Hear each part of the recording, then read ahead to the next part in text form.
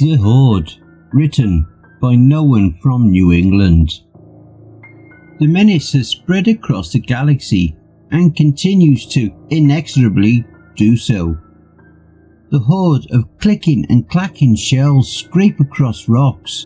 They pick their way up plant stalks. They jab their pointed feet into the very flesh of anything they can digest. They do these things as they swarm across everything, their ravenous maws devouring every digestible morsel that their claws can crush, rip, or shred. The only worlds that have been safe from the horror of their infestation are those whose environments are so harsh that no life can survive on the surface. Even then, out in the darkness, they could have made hibernation colonies from which they could respread across the cosmos at any time.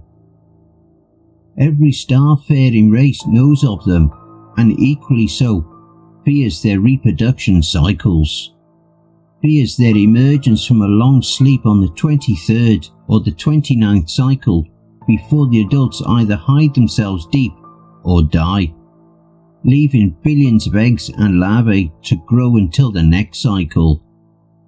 No one, not even the vast horde itself, knows which world spawned their like, nor is there any indicator of how long their menace has writhed across the blackness of space. For all of the sentients who have encountered them, they simply are. They are a massive threat, and precautions need to be taken in advance of them waking to preserve some semblance of the societies of the worlds that have fallen victim to the great armoured monsters from the stars. Children are taught from a young age to flee from anything resembling the monsters, even tiny versions, because where there is one, there are many. Where there are many, there are millions. Where there are millions, there is a danger to all. Millions of tiny legs can stab through the youth of any sentient species, inducing intense pain and inflammation before the pincers start tearing the flesh from their bodies, devouring them whole in bites as the swarm hides them from any hope of rescue. The little ones can quite easily be crushed, but doing so draws the attention of the horde, and any who dare to crush one are soon victims of the many. They can be obliterated by projectiles, but their collective intellect quickly determines the origin and will overrun it to protect the horde as a whole.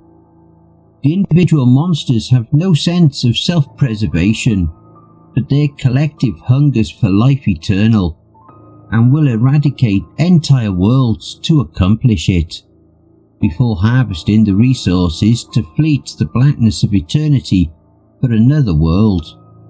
There are histories that show worlds succumbing to the monsters in as few as 4 reproductive cycles, though the more technologically adept worlds have achieved stalemates with the horde, such that neither can eradicate the other from the very essence of the planet.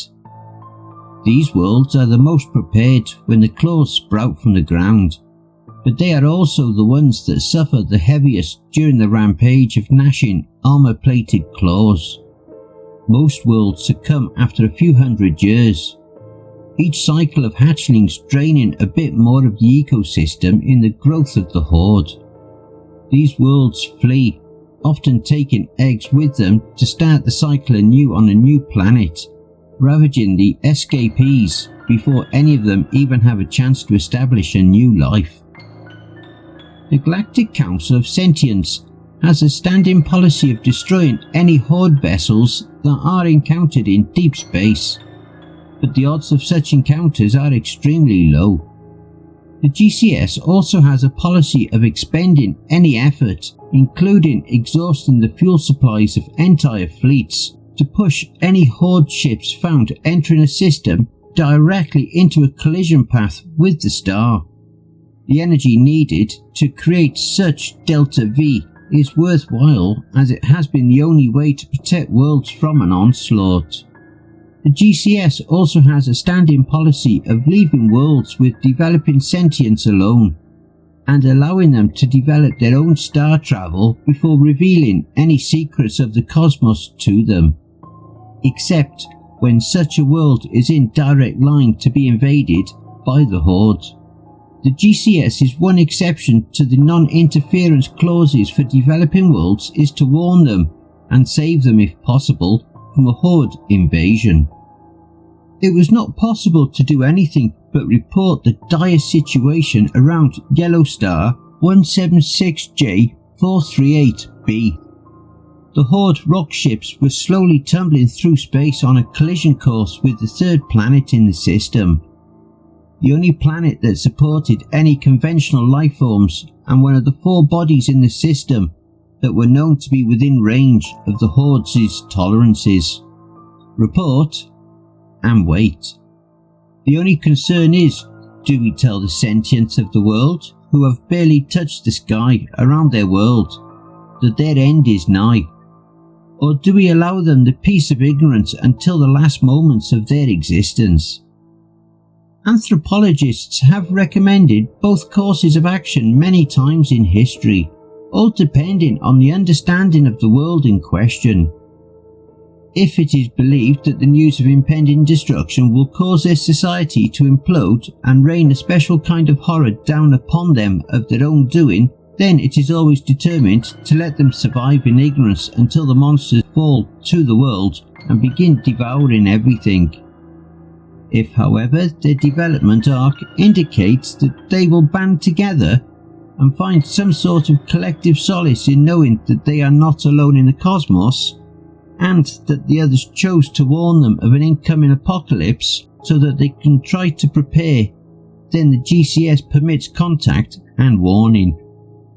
Either way, the planet is doomed, but how their destruction plays out is the only assistance that can be offered to them. Yellow Star 176J438b, it turns out, is a bit of an anomaly, as their culture is so heterogeneous that the anthropologists are not sure which is the best course of action. The GCS waits. The observing survey ship waits. The Horde tumbles ever closer. The survey ship reports in that the sentients of the doomed world have launched a probe at the Horde vessel. A primitive craft, equipped with many sensors and electronics to clearly try to study the inbound vessel, but also armed with a nuclear warhead the likes of which no sentients in the entire GCS have ever built before.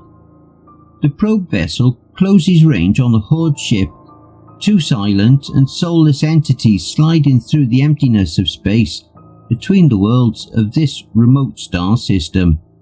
The probe, using all of its resources to ascertain what the sentients of the world have seen in the heavens, careens without power towards its destination, which, just hours before the impact, alters the vector of its travel by a fraction of a degree in all accesses, allowing the sentient probe to pass harmlessly past it by, now destined to be lost in the vast emptiness of interstellar space. There are but a few weeks before the Horde lands on the world and the great devouring begins. The sentients of that world generate a vast increase in radio chatter about the mystery object. The survey team mourns for the future that they must witness. The Horde's giant rock ship hurtles slowly, altering its spin and its trajectory in such a manner that it will perform a graceful landing on the remote world. A graceful landing followed by a vomitous disgorging of legs and pincers onto the land and into the seas of the world.